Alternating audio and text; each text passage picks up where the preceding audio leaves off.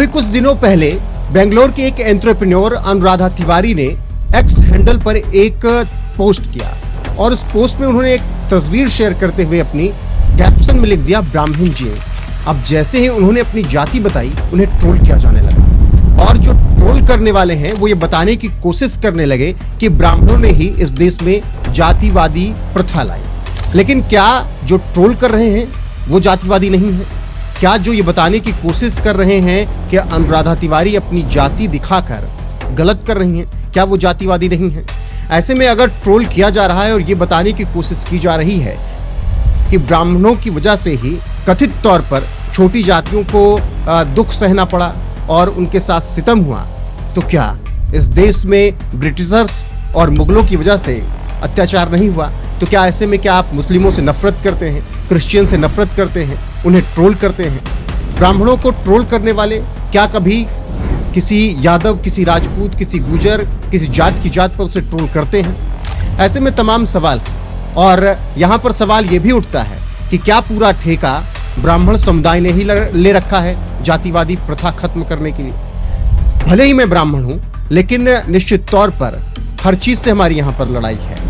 दलितों में जो जातिवादी प्रथा है उसको खत्म करने की लड़ाई है, ब्राह्मण में जो जातिवादी प्रथा है उसको खत्म करने की लड़ाई है।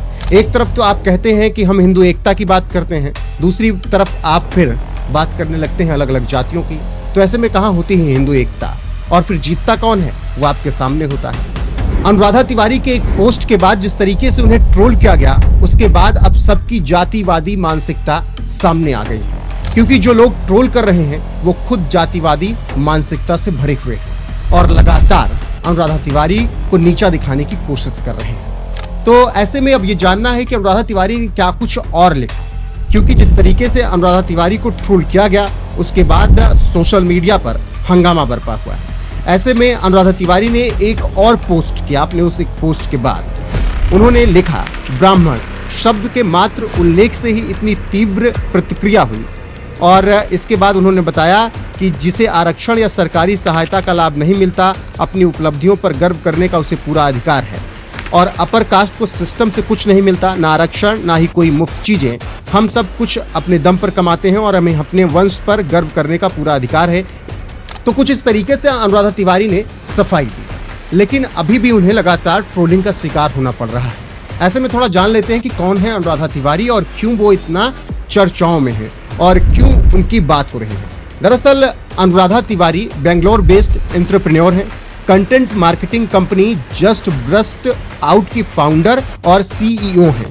वो देश में कास्ट रिजर्वेशन सिस्टम पर सवाल उठाती हैं। अब ब्राह्मण जीन्स वाले पोस्ट की वजह से वो सुर्खियों में बनी हुई हैं। तो जिस तरीके से अनुराधा तिवारी के एक सोशल मीडिया पोस्ट पर, जिसमें वो बाकायदा नारियल पी रही हैं, जो तस्वीर वो शेयर करती हैं, खुद को फ्लॉन्ट कर रही हैं और ब्राह्मण जीन्स लिखते हैं, जिस पर उन्हें ट्रोल किया जा रहा है। ऐसे में उन्हें लगातार जिस तरीके से ट्रोल किया गया, उसके बाद ये सवाल उठ रहा है कि ट्रोल करने वाले क्या जातिवादी मानसिकता के नहीं हैं? और ये भी सवाल उठ रहा है कि क्या पूरा ठेका ब्राह्मणों का ही है जाति प्रथा खत्म करने की, और जातियों की कोई जिम्मेदारी नहीं है?